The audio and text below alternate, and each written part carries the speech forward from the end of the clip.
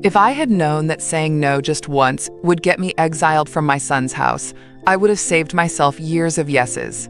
I can't look after kids, I told Chelsea. I have a cardiologist appointment. I was feeling pain last time. She didn't blink, didn't ask if I was okay. She just snapped her gum, crossed her arms over that always too tight workout top, and said, "Wow, so you're gonna put yourself before your own grandkids now?" I said nothing. I just reached for my purse, calm, like always. That's when her voice turned sharp, venom disguised as outrage. "You're just a worthless old witch."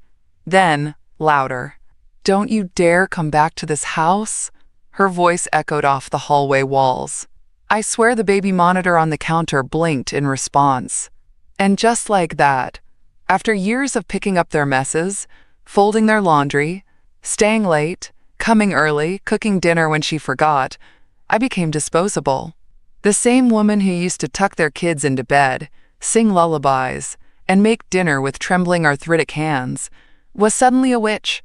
I didn't say a word, didn't cry, didn't ask her to reconsider. I just looked her dead in the eye, and I turned around, picked up the cardigan I'd folded neatly on the armrest, slung my bag over my shoulder, and walked out the same door I had come in through nearly every day for 6 years. No hug, no goodbye to the kids, not even a glance back, because something inside me broke. But not the weak part, not the part she thought she'd shattered. It was the illusion that what I gave them all those years had ever been valued. Outside, the sun was bright, almost blinding. The same sun that used to feel warm on the porch when I'd wait for their car to pull up, grandkids spilling out in squeals. But that day, it felt like exposure, like truth. I got into my car and sat there for a full minute before starting the engine. My hands didn't shake, my chest didn't tighten. There was only a strange clarity, like when you finally wipe a fogged-up mirror and see what's really there. She didn't say it in a moment of stress. She said it because she meant it. Worthless. That was her word for me. After everything. And somehow I realized I wasn't surprised.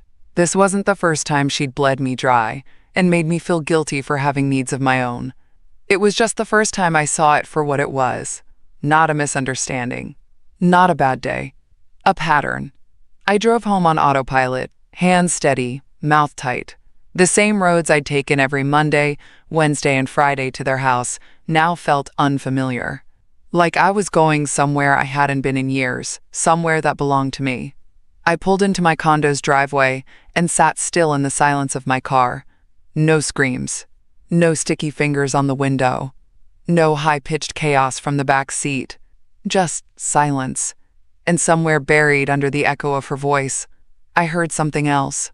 A whisper from my late husband, Jack, who always used to say, "Lorraine, dignity is a door they'll try to close on you. Keep your foot in it." That day, I didn't just keep my foot in the door. I walked through it and closed it, finally, behind them. My condo had never felt so quiet. The walls were the same soft eggshell I'd painted with Jack years ago. He hated the color, said it was too hospital, but I kept it anyway because it made the light feel clean. That afternoon, it felt like stillness I'd forgotten I needed. I looked at the photo on the mantel. Jack, smiling at me in that goofy windbreaker, squinting into the sun the day we bought the condo. I could still hear him clear as day. It's not much, but it's ours. Our own peace. No chaos, no noise, just us. He died 6 months before our son moved in with Chelsea. Never got to see how quickly family support turned into unpaid labor. How quickly a favor turned into a schedule. How easily his wife became the housekeeper, the babysitter, the scapegoat. I wondered what he'd say if he heard her words. Worthless old witch. I took a sip of tea and let it burn just a little. I needed to feel something that didn't break me. The ache in my knees, the weight in my chest, the hollow echo of being told I was disposable. It was all there. But so was something else. Something I hadn't felt in years. Stillness. Control. The feeling of being alone. And finally not resenting it.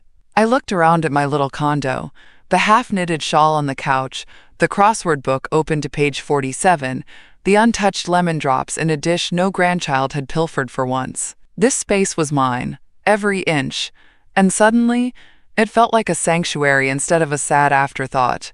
I picked up Jack's photo. "You wouldn't believe how they talked to me," I whispered. "How they made me feel like I owed them my breath." The picture didn't speak, but I could feel what he would have said. "You're not a servant, Lorraine. You never were." I hadn't realized until now how deeply I'd let them shape the narrative, calling it helping when it was servitude, calling me selfless when I was being used, saying I was family when I was treated like a fixture. That day, in my own chair, in my own house, with my own tea, I remembered something that should never have been forgotten. They needed me, but I never needed their permission to stop. It started small, a few nights a week, watching the boys while Chelsea ran errands or just needed to get out of the house. Then it was weekends, then overnights. Then suddenly I was the first call at 6:15 every morning and the last text at 9 p.m. "Can you grab groceries for the kids? Can you come early? Travis is teething. Don't forget to do laundry, the machine's acting up." Not requests, assignments. And every time I opened my mouth to ask for even a single day for myself, Chelsea's eyes would go narrow, like I'd insulted her personally. "You said you'd help. Are you backing out now? And my son? David?"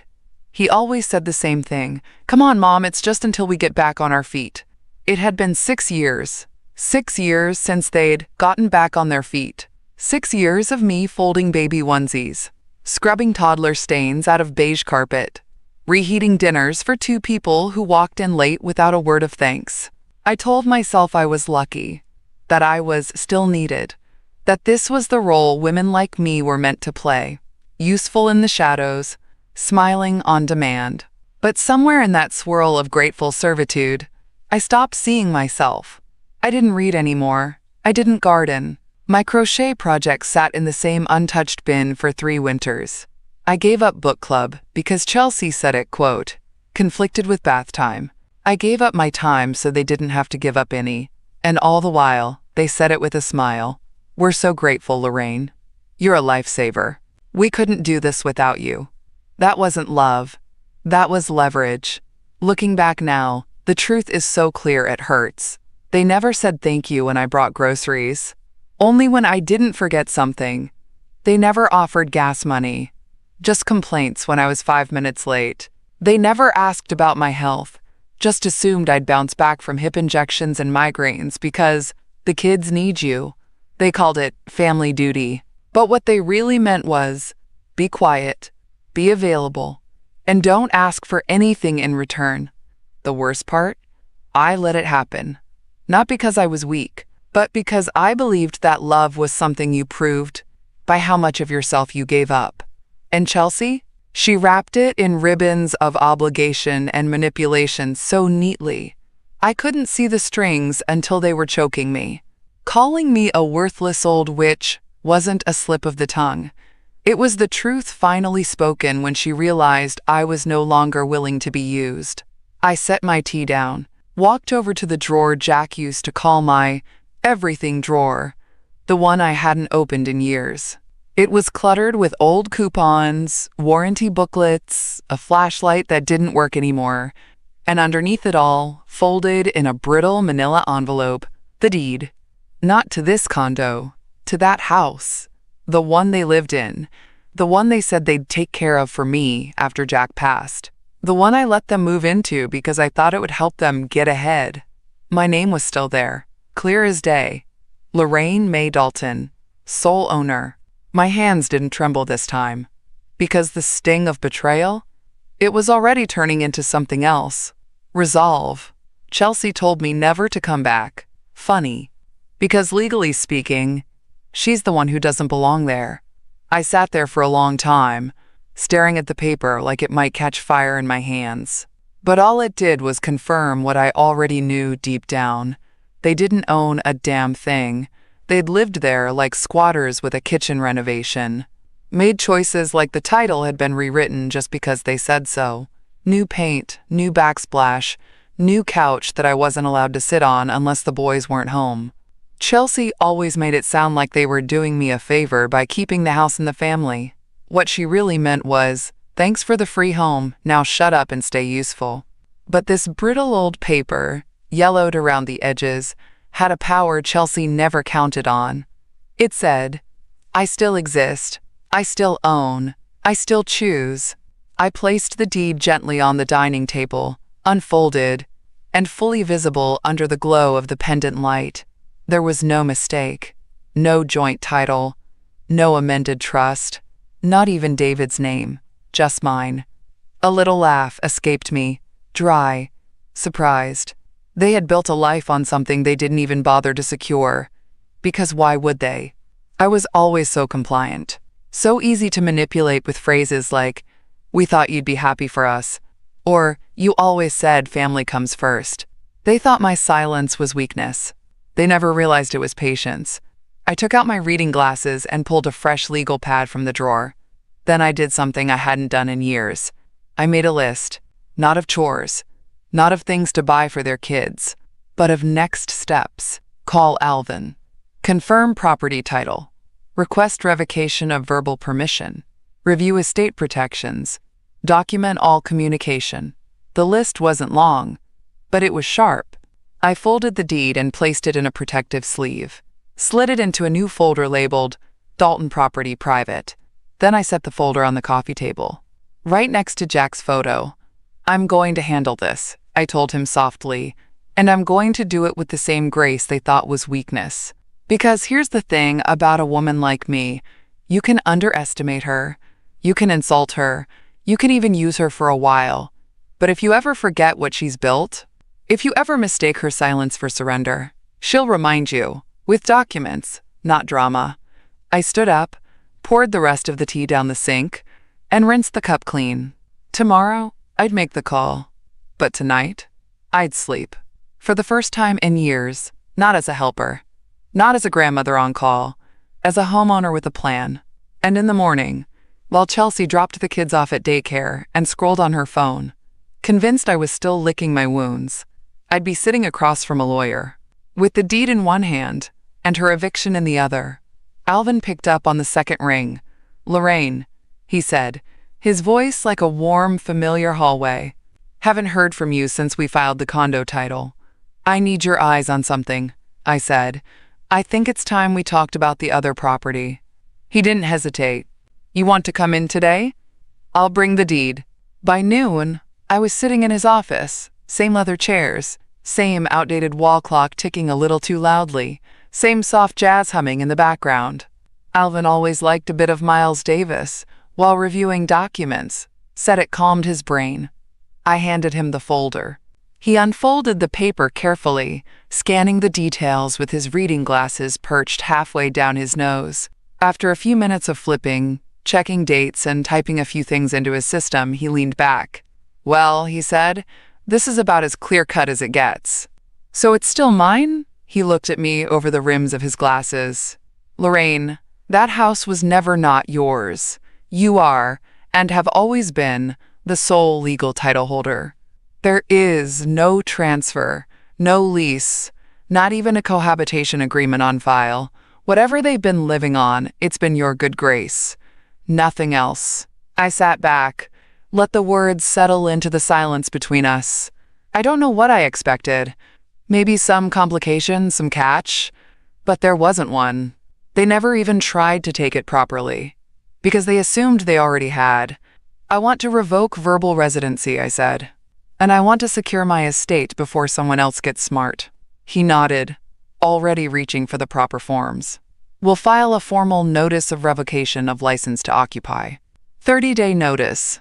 No need for drama, just the facts, sent by certified mail. And we'll update your estate protections while we're at it. He paused, giving me a look I hadn't seen from him before. Not professional, not polite, respectful. You sure about this? I've never been more sure. And I meant it. Because I wasn't just doing this out of anger. I was doing it for the woman I used to be. The one who made soup from scratch and quietly served it to a daughter-in-law who rolled her eyes at the smell. The one who sat in the back seat while Chelsea told the kids, "Grandma's just tired. Don't ask her too many questions." The one who was told, "You'll always have a place with us," only to be screamed at like a burden the first time she asked to live her own life for one afternoon. I was done apologizing for having a pulse. Alvin slid the first form across the desk. Initial here and here. Each pen stroke felt like a gate locking shut behind me. Not to trap me, but to keep them out. When we were finished, he handed me a clean folder with copies of everything. "Certified mail will go out by tomorrow," he said. "We'll keep it all civil, all airtight." I nodded and stood to leave. But before I reached the door, he added one more thing. "Lorraine, I've seen a lot of parents cave when the guilt starts up again. Be ready for the calls, the tears, the apologies with conditions." "I'm not looking for apologies," I said, hand on the doorknob. "I'm looking for freedom." And by the time I got home, the birds were back at the feeder outside my window, chirping like the world didn't know something had just shifted. But I knew. Because with every legal form filed, every line initialed, I wasn't just reclaiming my house, I was reclaiming myself. I slept better that night than I had in years. No guilt curling around my ribs. No phantom vibrations from Chelsea's daily, "Can you come by?" texts. No toddler tantrums echoing through my ears. No wet towels to pick up. No crusted oatmeal bowls left in the sink. Just me, a clean pillow, and the slow, steady realization that I had drawn my first real boundary. And it wasn't an argument. It was a document. The next morning, I brewed a fresh pot of coffee. Not instant, not the burnt half cup I usually slurped on the road to their house. Real coffee. I sipped it on my small patio, watching the birds nest outside the kitchen window. A mama robin was weaving bits of string and leaf into the crook of a gutter pipe. Focused, precise. I watched her for a long time. That bird wasn't asking permission. She wasn't worried someone might come scream at her for needing her own time. She just built, quietly, patiently, for herself. The mailbox clicked around 10:30. I opened it and saw a familiar envelope. Alvin's return address printed neatly in the corner. Inside, copies of everything I'd signed, sealed with gold-lettered paper clips and a note in his handwriting. "You did the right thing, eh?" I slid the documents into my lockbox under the bed, the same one I used to keep just for jewelry and Jack's old watch. Now it held something far more precious. My name. My choices. My line in the sand. By noon, Alvin had called to confirm the revocation notice had been mailed by certified carrier. A clean 30-day window. No drama, just dignity. That afternoon, I sat down and did one more thing. I logged into the estate portal he'd set up for me years ago and updated every protection clause I'd neglected. Chelsea and David's names, removed. Successor agents for healthcare and financial power, replaced with a professional fiduciary. Alvin recommended someone with no emotional strings to pull, no manipulative but mom games to play.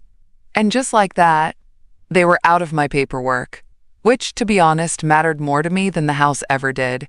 Because when someone screams that you're worthless, when someone treats you like a live-in maid disguised as grandma, the real poison isn't just the insult, it's the way it makes you question whether your time was ever yours to begin with. Not anymore. Now, every inch of this process, every notarized signature, every confirmed mailing, every frozen asset transfer, was a brick in the new wall I was building around my peace.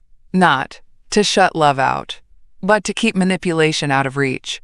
Later, I made a tuna sandwich and sat by the window, watching the nest again. The mama bird was still there. Unbothered.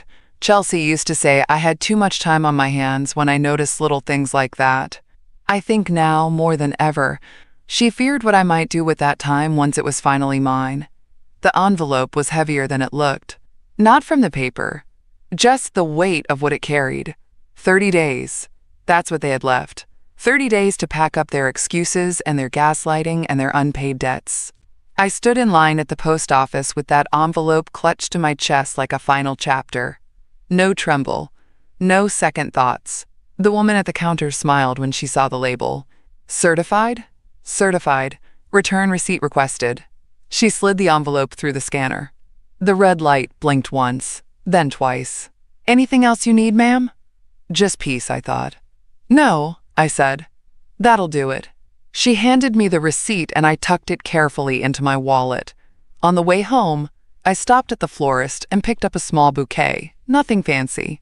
Just white daisies and a single yellow rose. Something about it felt appropriate. I placed it in a vase beside Jack's photo when I got back. You'd have handled it with more fire, I told him, smiling. But this is my version of justice. I didn't call anyone to tell them what I'd done. No announcements. No smug celebration. Because real freedom isn't loud. It's quiet. It's the sound of no phone call to return. No errands to run. No guilt to manage. That night, I slept with the window cracked, just enough to hear the wind. And in the morning, I woke up and made breakfast for myself. 2 eggs, buttered toast, and coffee. Not because someone was hungry, or late, or forgot their granola bar. Just because I felt like eating something warm. Then I sat down at my desk and wrote the letter. The formal one. Typed. Professional. Calm. To Chelsea and David. This notice is to inform you that effective immediately, your license to occupy the property at 215 Gablewood Lane is hereby revoked. As per the enclosed legal documentation, you have 30 days to vacate the premises. No further communication is necessary. Sincerely, Lorraine M. Dalton. I printed 2 copies and placed them in clean envelopes.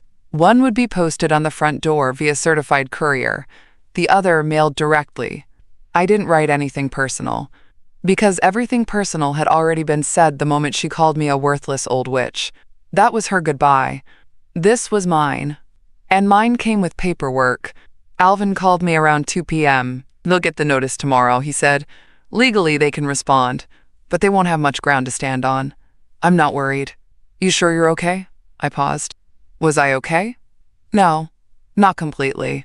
But I was clear. And that clarity was worth more than comfort. I'm better than I've been in years, I told him. And it was true.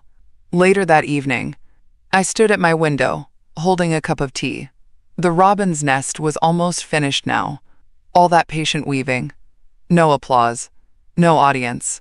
Just one small creature building something no one else could take from her. I reached for my pen and wrote in the margin of my notebook, Dignity doesn't knock when it returns. It walks straight in because it never should have been asked to leave. And that night, I lit a candle, placed it by the door, and whispered one thing into the stillness. I'm home. Chelsea must have opened the envelope around 10:15 a.m. I say that because the first missed call came in at 10:18, then again at 10:20, and again at 10:23. 14 missed calls in less than 6 hours. Voicemails piling up, each one messier than the last. The first, cold, clipped. You can't be serious, Lorraine. This must be a mistake. Call me back. The second, angry. You're being so dramatic. Over one little argument? Grow up. By the 6th one, she was crying. The kids don't deserve this. You're abandoning your family. What am I supposed to tell them? I didn't listen to the rest. I didn't need to. Because when people like Chelsea lose control, they cycle through the whole wheel. Rage, denial, guilt, and eventually, begging. But I'd already been through every stage too. Years of being made to feel like nothing. Of wondering if I was too sensitive, too stubborn, too ungrateful for resenting how much of my life had become theirs. Now I wasn't wondering anymore. I was watching their illusion of ownership collapse in real time. Like a sandcastle swept away by a quiet tide. I muted my phone. Let the voicemails rot. I didn't owe her my attention. That afternoon, I made lemon muffins and dropped them off at the senior center for the Wednesday volunteers. I sat with Judith and Evelyn in the courtyard, listening to them argue about the best pie crust recipe while the sun warmed my back. I smiled more in that hour than I had in months, because while Chelsea screamed into the void, I was finding out who I was without their noise. Around 4:45, I glanced at my phone one last time. Missed call. David. The name hit me like a soft knock on a door I hadn't opened in a while. He hadn't called in weeks. Not when I got my heart results back. Not when I sent a birthday card to his youngest with a $50 bill inside. But now, with the house slipping out from under them, now I was worth a phone call. I didn't pick up. Because if he wanted an explanation, he already had it. In writing. And more importantly, in history. He let it happen. Every eye roll from Chelsea, every time she handed off the kids with no thank you, every time she dismissed me like I was one of the unpaid appliances humming in the background, he saw it. And he stayed quiet. So I would too. But not in defeat, in power. That evening, I sat on my balcony with a blanket and a book, watching the city settle into dusk. My tea cooled too fast, but I didn't care. Because in that fading light, there was no dread, no next shift to prepare for, no errand list, no guilt, just silence, and the occasional ding of another ignored call. Inside my phone, Chelsea's voice kept looping. Outside, the wind blew steady through the leaves, and for the first time in years, I didn't feel owned by anyone, because this was the sound of their world collapsing. And me, finally, free. He showed up the next morning. I saw his car pull up from my kitchen window. Same silver SUV. I helped him co-sign for, back when he said he just needed a little help getting started. I didn't rush to the door. I didn't fix my hair. I didn't even move from my spot until the doorbell rang. Twice, then a pause, then once more like he used to as a kid when he was nervous. I opened the door slowly. David stood there, unshaven, tired, and trying too hard to look composed. I didn't smile. I didn't hug him. I simply stepped aside. You can come in, but if you raise your voice or make this about Chelsea, I'll ask you to leave. He nodded, quiet, obedient for the first time in a long time. We sat across from each other at the small round table where Jack used to do his crossword puzzles. David looked around like he hadn't noticed how clean, how peaceful, how mine this space was. Why? He asked finally. I tilted my head. Why? What? Why are you doing this? My hand stayed folded in my lap. I didn't do anything, David. I simply acted on what you both made very clear. He flinched. Mom, come on. Chelsea was just upset. You know how she gets. She called me a worthless old witch. He blinked. I know you heard her. I mean, yeah, but she didn't mean it. She meant it enough to say it, I said, voice steady. And I meant it enough to act. He looked down at the table, jaw clenched. I waited. You didn't even give us a warning, he muttered. Oh, David, I said, soft but sharp. You had 6 years of warning. His head snapped up. 6 years of laundry, and groceries, and babysitting, and cooking, and silence. That was the warning. Every time I swallowed my needs so you wouldn't have to lift a finger, that was the warning. He looked like he might cry. I didn't. I'd already done all my crying in the passenger seat of that SUV while Chelsea complained about how tired she was from getting her nails done. I'm your son, he whispered. You're a man who let his wife use his mother like staff. That's not the same thing. He stood, suddenly defensive. We were just trying to keep the family together. No, I said firmly, rising too. You were trying to keep the free labor together. Let's be honest for once. We stood in silence. Years of unspoken pain filled the air between us like smoke. And finally he broke. So what? That's it? You're cutting us off? I took a deep breath. You both told me not to come back, so I didn't. You said I wasn't wanted, so I listened. And now? I'm not cutting anyone off, David. I'm just taking my keys back. He didn't know what to say. That was the cruelest part of control. When it's gone, people don't know who they are without it. He left without slamming the door. That was his version of restraint. And I watched his SUV disappear down the street, remembering every time I rode in that car, clutching a grocery list and pretending not to hear Chelsea complain about how old people forget everything. She forgot one thing. I still remembered how to stand up. And now, I was standing. The next day, I sat down at my desk and opened every account that had their fingerprints on it. Water, electric, trash, internet. I had paid the deposits, set up the auto pay, given them my email, just to make things easier back when they moved into my house and said, "We'll cover it soon, we promise." They never did. I logged into each portal, one by one, and clicked Cancel. Cancel service. Change mailing address. Remove authorized users. Each click felt like a hinge unfastening from a door I'd never meant to open so wide. I submitted a change of address for the property taxes too. For years, they let the notices pile up on the kitchen counter, marked unopened. David always said, "We're fine, Mom, it's covered." It was never covered. I had the late fees to prove it, so I redirected everything back to me. Because that's what this had always been.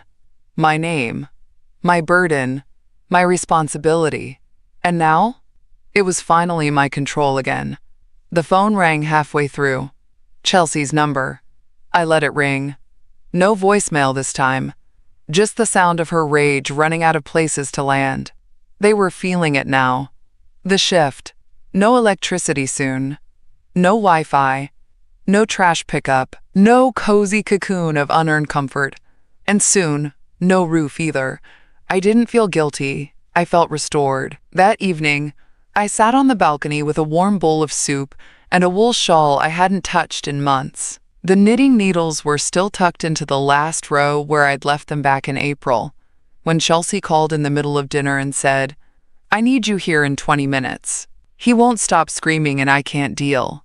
I dropped everything, left my food on the stove and my pattern half finished, and showed up again, because that's what family was supposed to mean. But now, family meant not having to scream just to be heard. Family meant you don't get to use someone until they're dry and then call it love. And as I took up the needles again, slipping the yarn through one loop at a time, I felt something soft click into place. Autonomy. People think taking back your life comes in grand moments. Sometimes it does. But sometimes, it's just canceling an electric bill. Sometimes it's clicking remove next to a name that once had every key to your peace. Sometimes it's knowing the dinner you just made is for no one but yourself. I finished 3 rows before the phone buzzed again. David. Then, 2 minutes later, a text. "Please don't do this. We'll be homeless." I stared at it. No apology. No accountability. Just panic.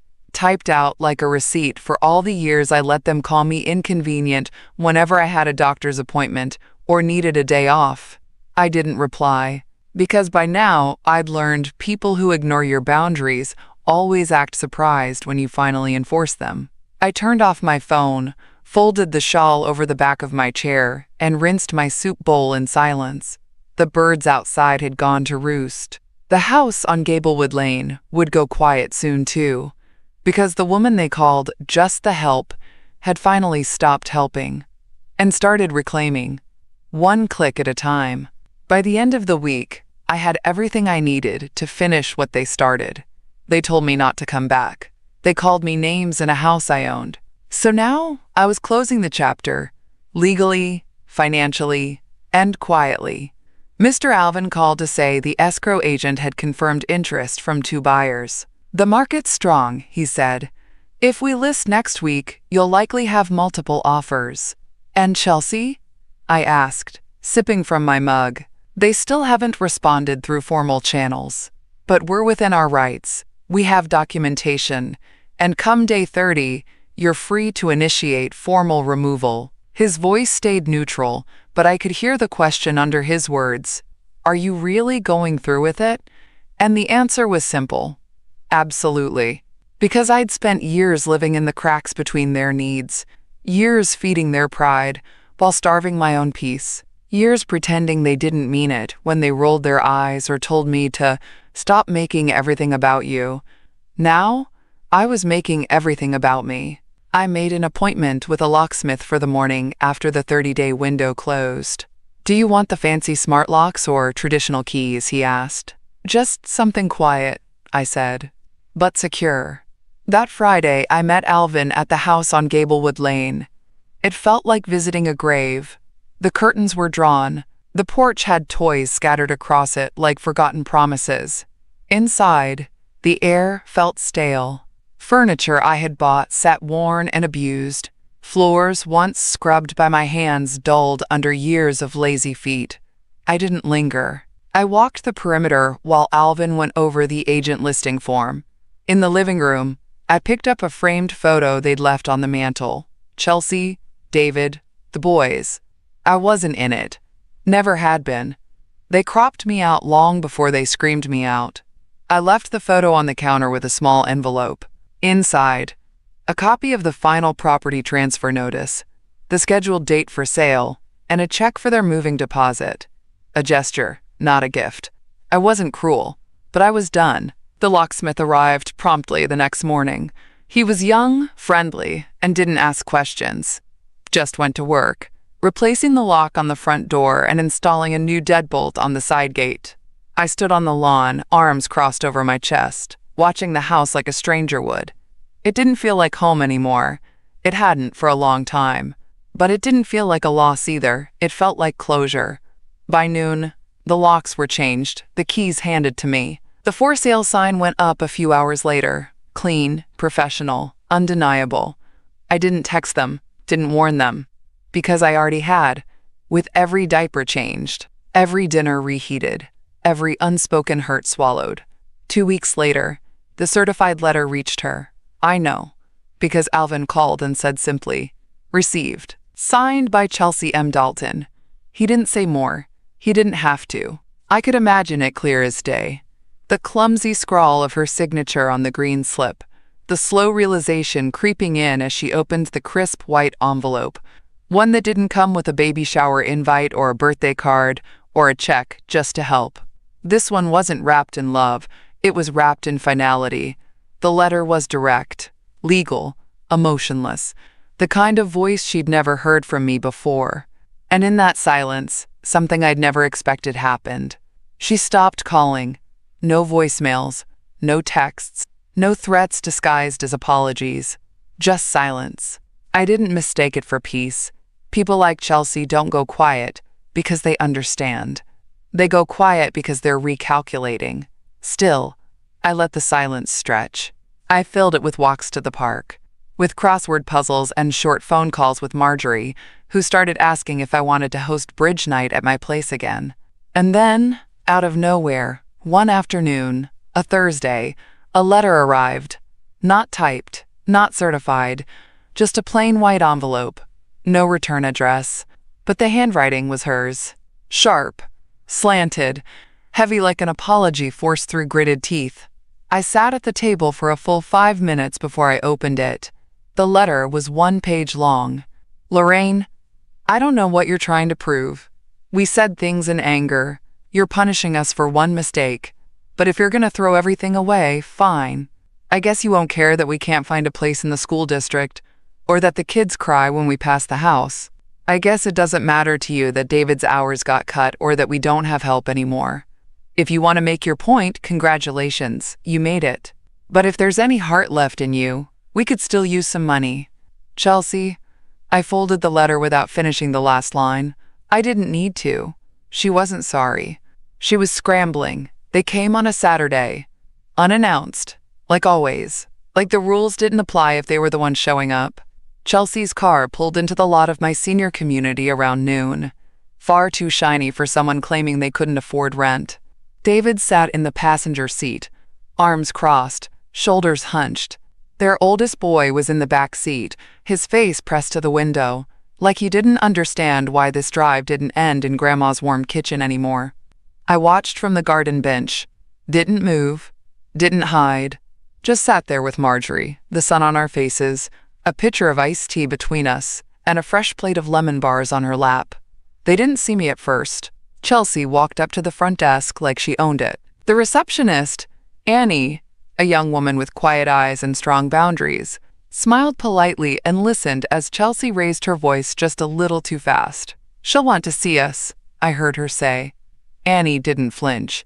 If Lorraine has not added you to her visitor list, I'm afraid I cannot page her." David stepped forward then, his voice lower, more desperate. "We're family." Annie kept her calm. "And she's a resident. With rights. I'll ask you to wait outside." They didn't. They turned toward the common room, as if they could just find me by force of memory. But security was already walking over, 2 staff members in matching polo shirts, soft-spoken but firm. Marjorie whispered beside me, "Do you want to go inside?" I shook my head. "No, I want them to see." Because they needed to understand. The door they slammed shut behind me wasn't still cracked open. They don't get to wander back in now that it's cold outside. One of the security guards approached them. "Ma'am, sir, this is private property. I'll have to ask you to return to your vehicle." Chelsea spotted me then, across the garden. She froze for a split second. Then she stormed toward me, dragging David behind her. I didn't stand, didn't flinch, just looked her dead in the eye, and waited. "You're seriously going to sit there while your family gets dragged out like criminals?" she hissed, too close, her voice sharp.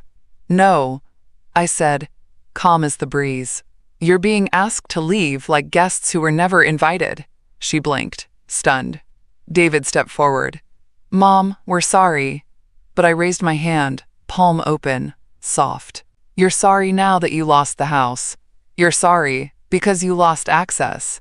But you weren't sorry when you watched her scream at me, or when you let me cook every night while you watched TV." Chelsea's mouth opened, closed. I shook my head. "I did leave, just like she told me to.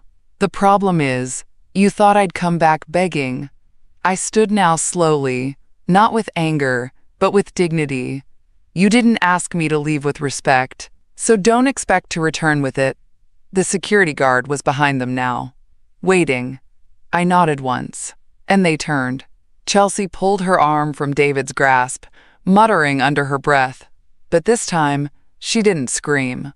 Because some silences speak louder than her entire tantrum ever could. When they were gone, Marjorie handed me another lemon bar. "You're stronger than I would have been," she said. I shook my head gently. "No, I'm just finally being the woman I always told myself I was." The house sold in 8 days. Alvin called me early on a Tuesday, voice barely able to contain his surprise. 2 full-price offers. 1 cash. "You ready to sign, Lorraine?" I looked out my window at the morning sun pooling over my quilt. I've been ready for a long time. We finalized the sale on a Friday. No drama, no delays, no more pretending. The check cleared into the new trust I'd set up with Alvin, one that safeguarded the assets from relatives who might suddenly remember how much they loved me. He handled everything with precision. The new fiduciary, a sharp woman named Brenda, made sure every clause was ironclad. No unapproved withdrawals, no changes without my signature, no inheritance for anyone who'd once treated me like a spare room and a bank account. In other words, no more loopholes. Chelsea and David received the official notification a few days later. The house had sold, and they were no longer associated with the property in any legal capacity. I wasn't there when they got the news, of course, but I got the aftermath. David sent a text, "So we're really out, huh?" That was it. Not even a question mark. Just a sentence floating in digital space like a balloon he didn't know how to pop. I didn't respond, because there was nothing left to say. They didn't lose the house because of a misunderstanding. They lost it because they gambled my loyalty would last longer than their cruelty. And they were wrong. Chelsea never texted again. But Marjorie, bless her, told me everything anyway. They're in a 1-bedroom across town. I heard it from Denise, who knows their upstairs neighbor. I raised an eyebrow. "You're spying for me now?" Marjorie grinned. "I call it community observation." We laughed. Not bitterly, not smugly. Just the kind of laugh that comes when something heavy's finally been set down for good. That weekend, I hosted my first full book club at the condo. 6 chairs. Real wine glasses, a lemon tart that I made from scratch and served without anyone calling it too tart or not enough chocolate. We read The Year of Magical Thinking, talked about grief, boundaries, what it means to grow older without shrinking. One woman, Eleanor, said something that stayed with me. Sometimes it's not the death of a person that frees you. It's the death of the version of yourself that kept letting them in. And just like that, I realized this wasn't about revenge. It wasn't about taking anything from Chelsea or David. It was about returning everything back to me. My time, my choices, my name, my voice. I smiled. That's what happens when you stop asking for permission to exist. And in the stillness of that moment, with the paperwork done and the keys turned in and the past folded shut, I knew the truth. They called me worthless, but I was the foundation, and I'll be standing long after they forget where the front door used to be.